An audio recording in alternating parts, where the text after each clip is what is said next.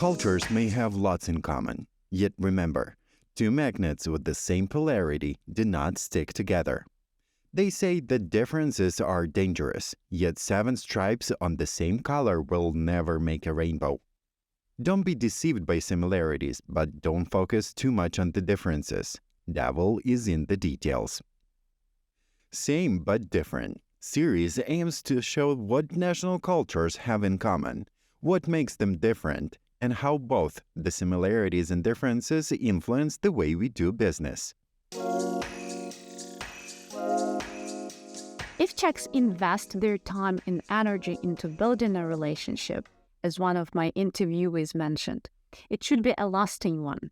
One of the biggest challenges of managing relationships is understanding the many cultural influences that make up Israel today.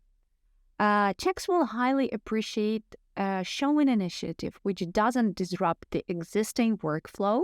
All in all, don't be afraid to rely on your guts and intuition, challenge the status quo, and connect seemingly unrelated dots. 𝘚𝘓𝑺𝘐 means having unbelievable audacity and supreme self-confidence.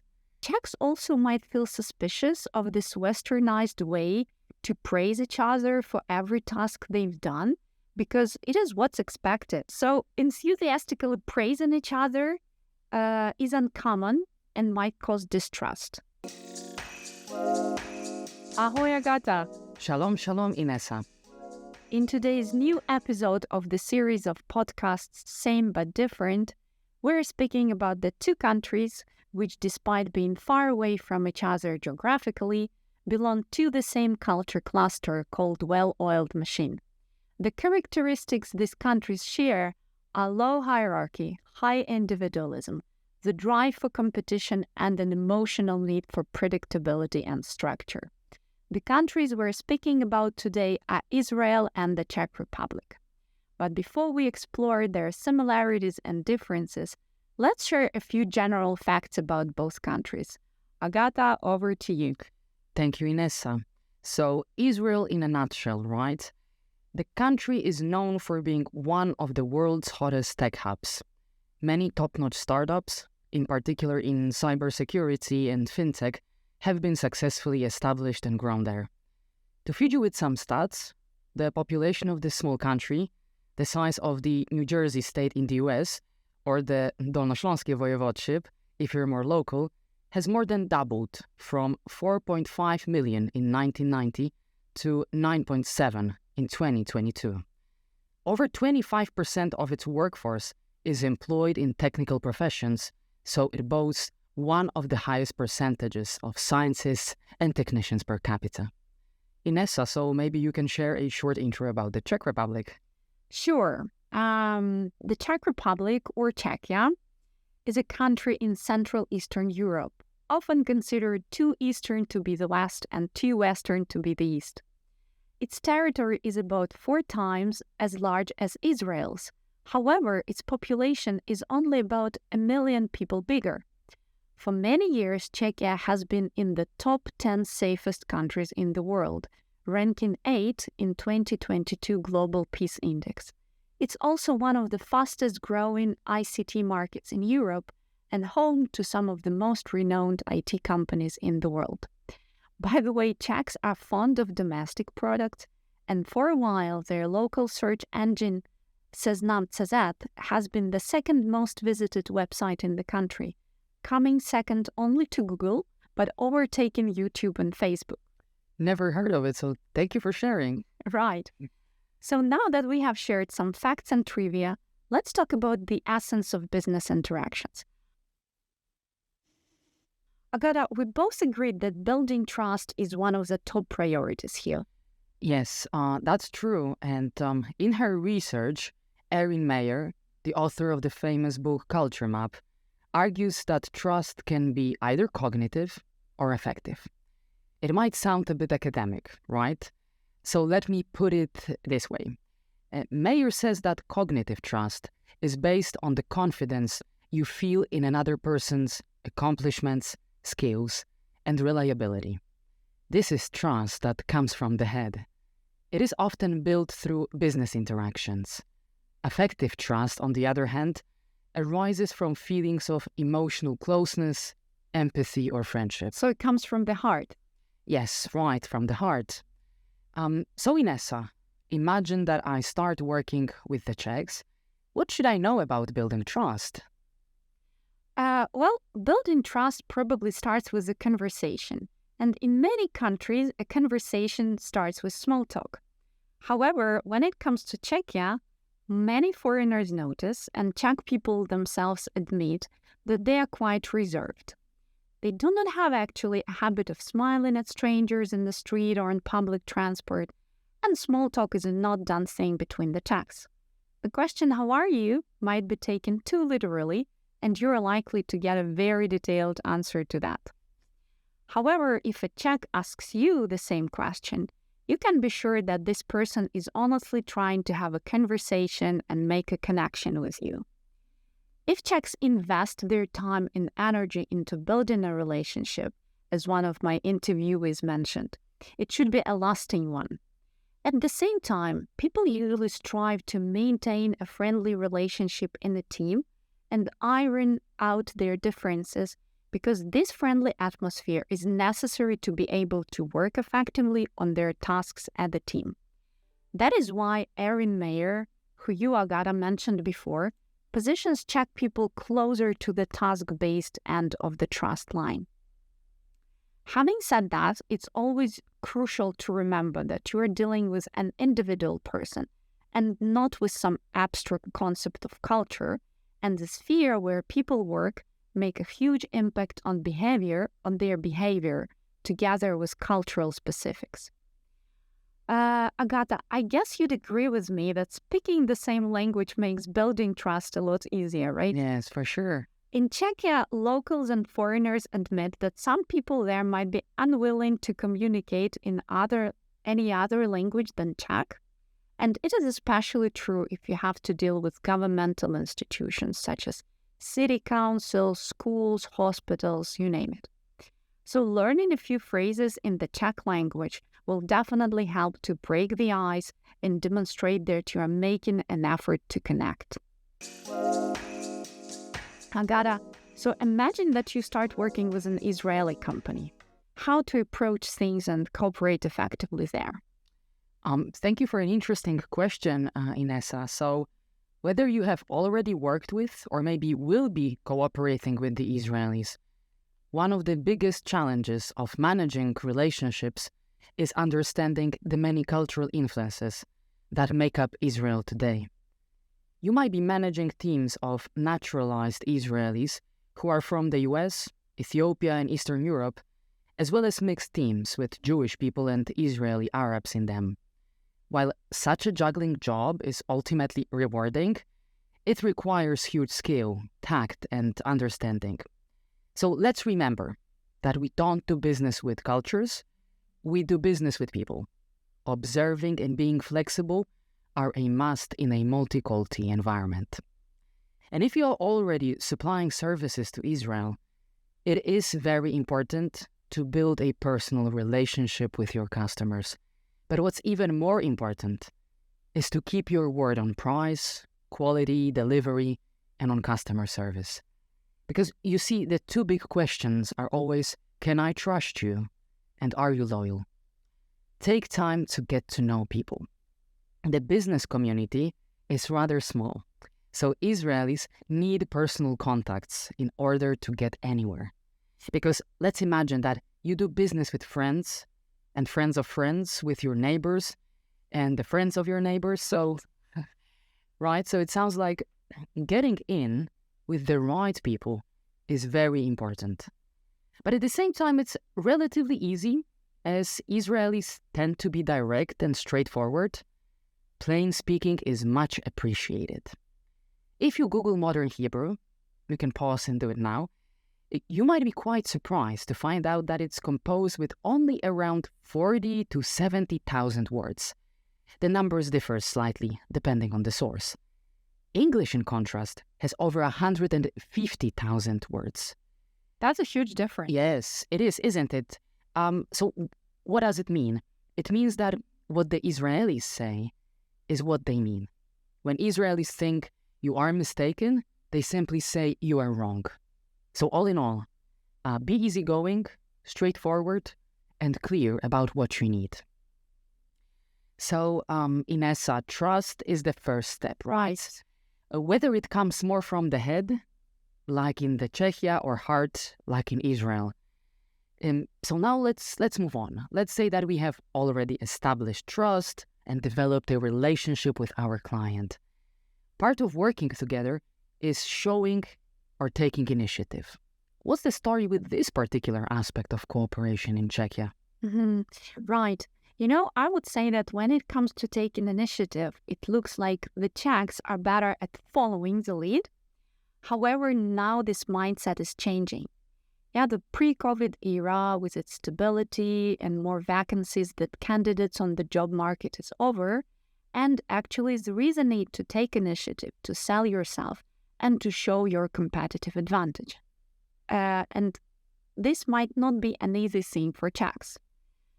Czechs will highly appreciate showing initiative which doesn't disrupt the existing workflow.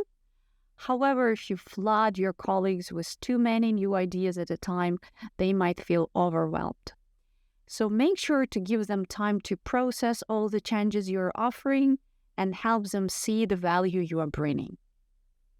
The initiative of doing overtime or working at weekends is not a common thing, especially in state-owned companies.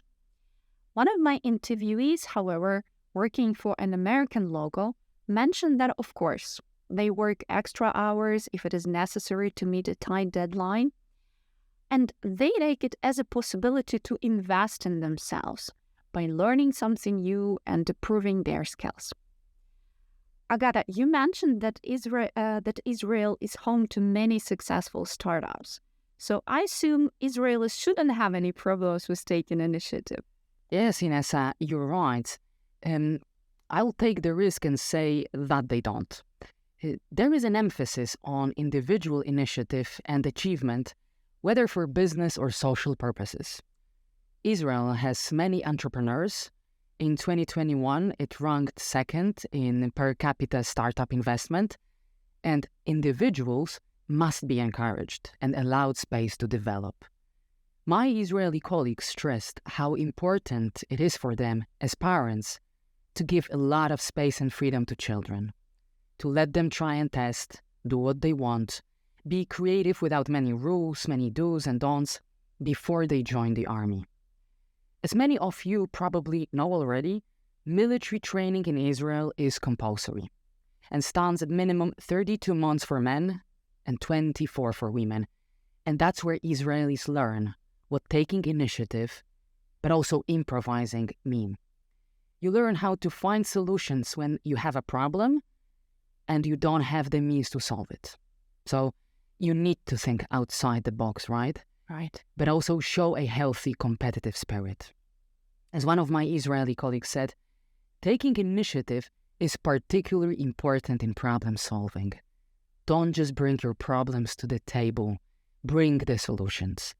And if you think you can get a deal closed by hopping on a plane and arriving at the client's door and knocking, then do it.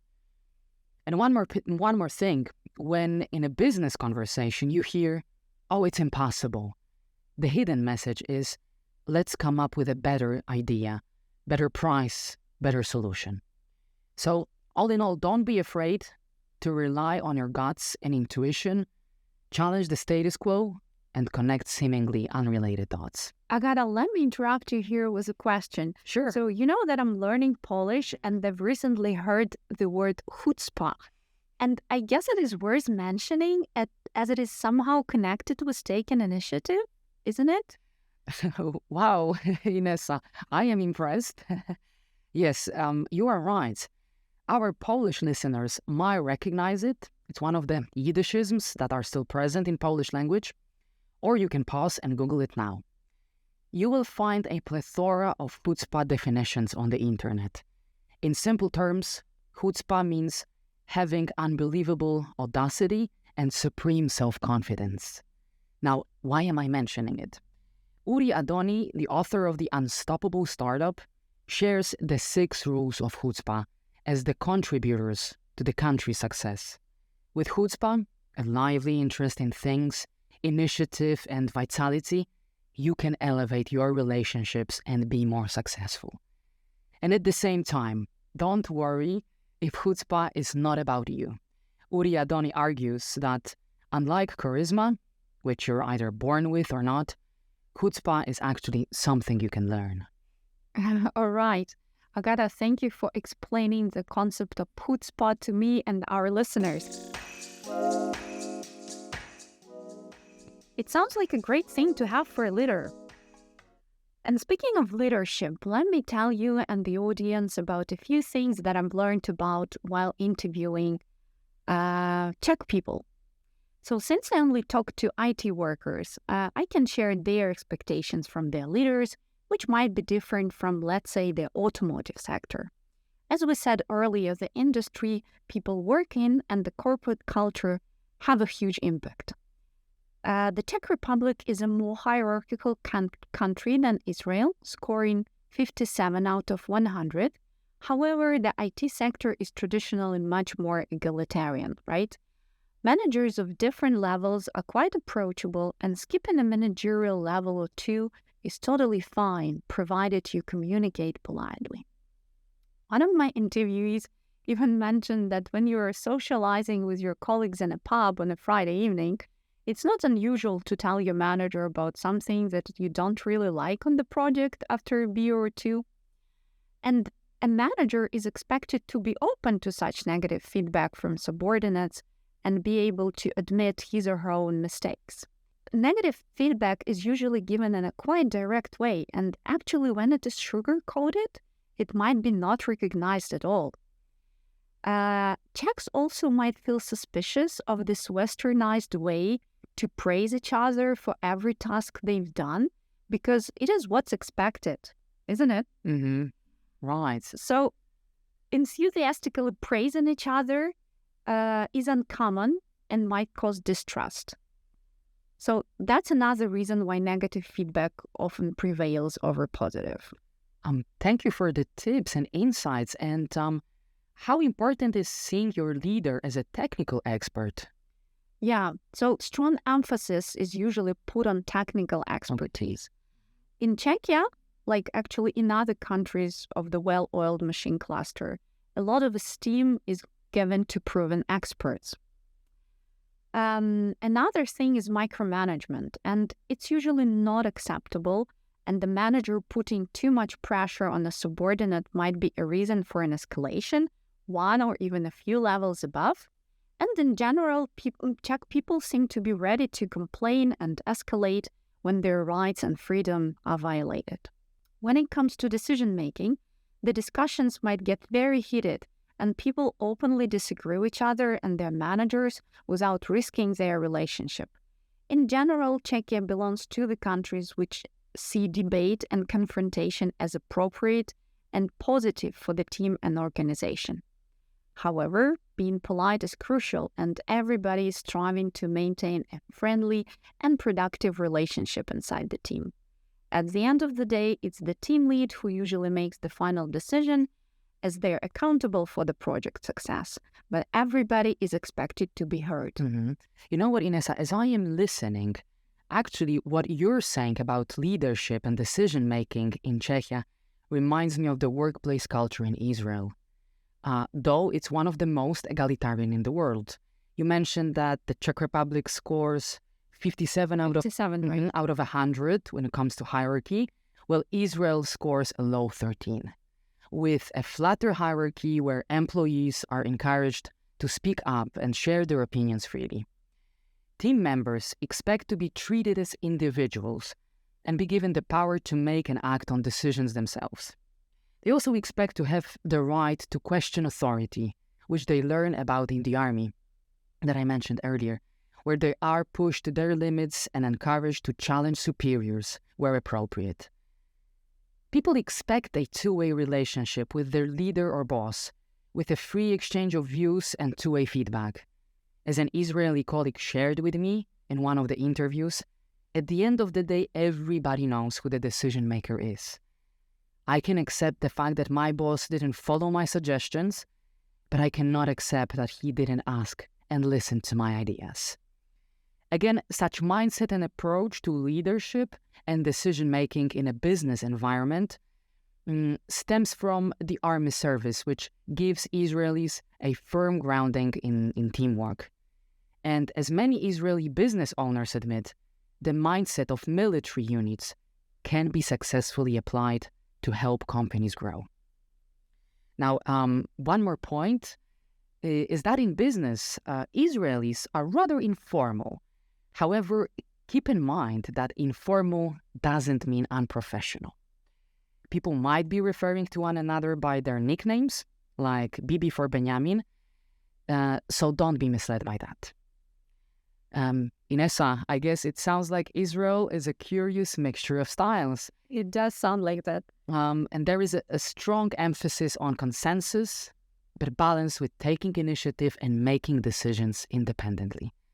This aspect can be a bit challenging when cooperating with an Israeli team, especially if you come from a more hierarchical culture. But with the right mindset, I'm sure you will succeed. Now, Inessa, do you think we sounded a bit too academic? We might. So maybe we can finish off on a lighter note by going beyond work ethics. Yeah, and on a lighter note, we could also speak about work-life balance. And when it comes to the question of work-life balance, this is where cultural relativity displays very brightly. Because when exploring this topic, I saw lots of discussions about it in forums, and everywhere people make a valid argument that how good the work-life balance is in a particular country, depend on what country we compare it with. Most Czechs, especially those who have settled down, who have families and kids, tend to take their work as just work. So they try to finish their working day at 5 p.m., so they don't usually work at weekends unless it is absolutely necessary. They also value stability more than possibility to earn a slightly higher salary by getting a new job. However, again, everything depends on individuals. Young and ambitious people have different values and priorities compared to people with families and children. And family and children are in the center of the universe, and home is a very private space. That is why colleagues are not usually invited over for dinner. Instead, co-workers socialize in pubs. When it is somebody's birthday, it's customary to bring a cake for them, but a huge celebration with your co-workers is not a done thing. By the way, for some people, it might be a sensitive topic, their birthday, and they prefer not to share this information at all. I'll remember about that. Yeah, right. It's worth remembering about. So when it comes to free time activities, and when Czechs choose between spending money on expensive clothes or other status symbol or sports gear, they would rather invest in fancy sports gear as they're real fans of a healthy lifestyle and hiking and cycling in particular. A lot of Czech people are also fond of dogs, so these topics, dogs and outdoor activity, should be great icebreakers, I guess. And one more thing, don't forget about sports and how much the social life revolves around sports. Hockey, tennis, football, you name it. Thank you for sharing, Inessa. But getting back to what you said about colleagues not being invited to the family circle, well, in Israel, the workplace is still regarded as an extension of the family, with colleagues treated as such. So the concept of work-life balance might be a bit distorted. Israeli colleagues who work for IT logos in Tel Aviv remotely, just like us, shared with me that at least one day per week they make an effort, they meet as a team before the work, go for breakfast together, and then they head to the office. Also, it might sound a bit unreal, but one person added that every few months her boss invites the whole team over to his house, becomes a host and an entertainer for the night. So it tells you a lot about work-life balance. Right. Israel, that's right? Fascinating. And one more thing that is worth mentioning. is that Israelis often work non-stop with various time zones. So it's a commonplace to work till afternoon, then pick your kids up from daycare, even go to the playground for an hour or so in the evening, and later come back home and carry on working till midnight. So bear in mind that Israeli colleagues can contact you outside of your working hours, and most importantly, on Sunday, which is a working day in Israel. And if you're looking for a small talk starter, holidays is always a good one, either the most recent one or the one that is planned for the near future. So, Inessa, all in all, are Czechia and Israel more similar or different? Well, I'm sure our listeners will be able to draw their own conclusions from today's episode of Same But Different. Thank you for being with us. Remember to check other episodes and more to come. Thank you. Stay tuned.